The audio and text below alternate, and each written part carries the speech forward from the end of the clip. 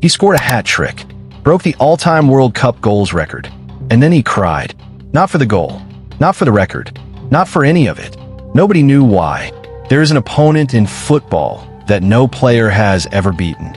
Not Pele, not Maradona, not Ronaldo. This is where the story actually starts. Barcelona, a dressing room. A 19-year-old kid has just arrived from Rosario. Ronaldinho, the best player in the world, pulls him aside and says, "This one is motivated by something none of us can see." Nobody understands it. 6 years later, Guardiola tries again. He says Messi doesn't play to win. He plays because stopping would feel like dying. Still, nobody gets it. Kansas City, June 16th, 2026. We finally understand what both of them were talking about. Go back to 2014, World Cup final, Argentina versus Germany. Messi plays every minute, scores 4 goals across the tournament, adds 3 assists, wins the Golden Ball as the best player of the competition, and still loses in extra time. He walks up to collect the award looking like a man receiving flowers at a funeral. That image breaks the internet. The world decides that Messi cannot do it on football's biggest stage. He never argues back. No excuses, no blame, no dramatic interviews. He simply goes home and starts again. Because greatness never debates its critics. It simply shows up again next season. Then comes 2018 in Russia. Argentina are knocked out by France. Kylian Mbappe is 19 and destroys them. Headlines everywhere declare that Messi is not Maradona and never will be. So what does he do? The following season, he plays 51 matches for Barcelona. 51. A player the world says is finished responds by showing up every single week. That detail always gets forgotten. Then comes Copa America 2021. Argentina finally win their first major trophy in 28 years. Messi is 34. He collapses onto the pitch in tears. Not celebrating, not screaming, just crying. Because winning doesn't erase time. It only reminds you how little of it remains. Then everything changes in Qatar. World Cup final. 93rd minute.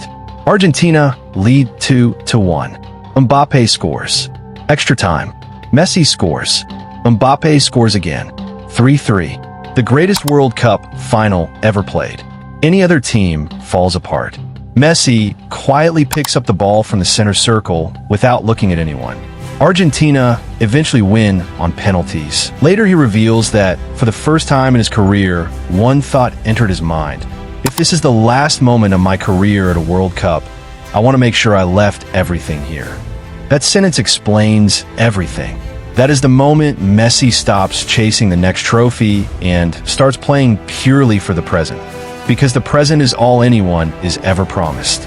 Fast forward to Kansas City, June 16th, 2026. Argentina face Algeria.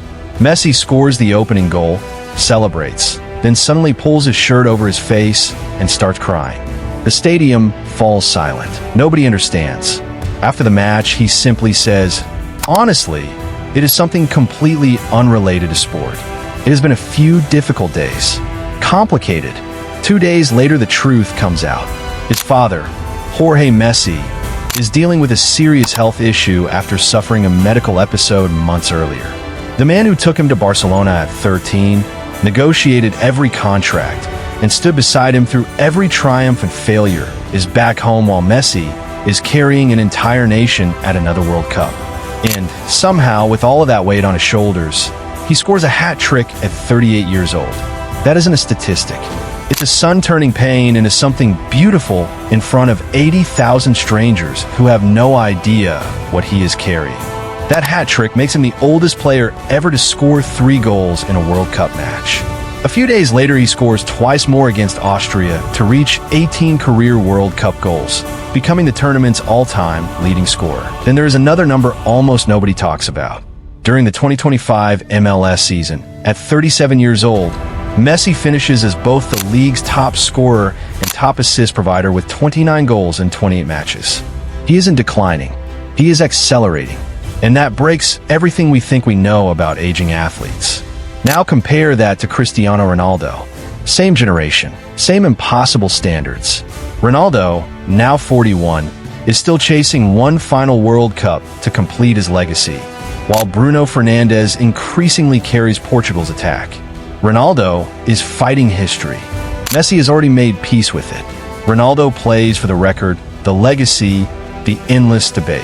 Messi plays for his father, for the 19-year-old kid Ronaldinho saw all those years ago, and for the feeling that stopping would feel like dying.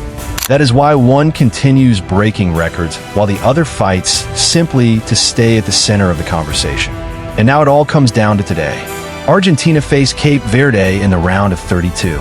Lose this match, and everything you've just heard becomes the final chapter of Lionel Messi's World Cup career.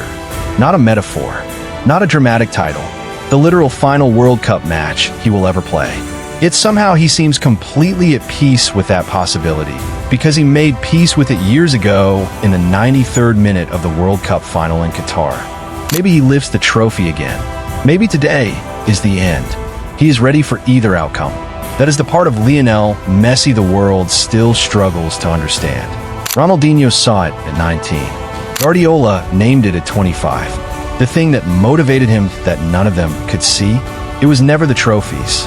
It was never the records. Carly Lloyd said it best after the Algeria game.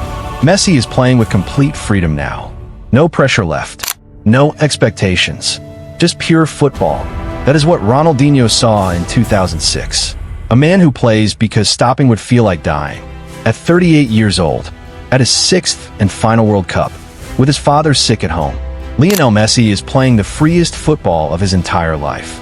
Time has never lost to anyone. Today, for 90 minutes, Messi gets to find out if he can be the first. Don't look away. Realize the game had moved on without them. Ronaldinho realized it at 32. In a nightclub in Brazil, not on a pitch. Zidane realized it in the 110th minute of a World Cup final. With a headbutt, not a goal. Maradona realized it slowly, then all at once. That is how time always works. Slowly, then all at once. But Messi realized it in the 93rd minute of a final, with the ball at his feet, in front of the whole world. And instead of panicking, he walked forward. That is the difference between a footballer and a legend. A footballer plays until the game takes it from him. A legend plays until there is nothing left to give. Today in Miami, with his father sick, with the whole world watching, with every record already broken, Lionel Messi walks out one more time. Not because he has to, because stopping still feels like dying. Don't just watch the result tonight. Watch his face. Watch how he carries himself in the tunnel. Watch what he does in the minute before kickoff. Because you're not watching a football match. You are watching the last few pages of the greatest story this sport has ever told. And nobody gets those pages back.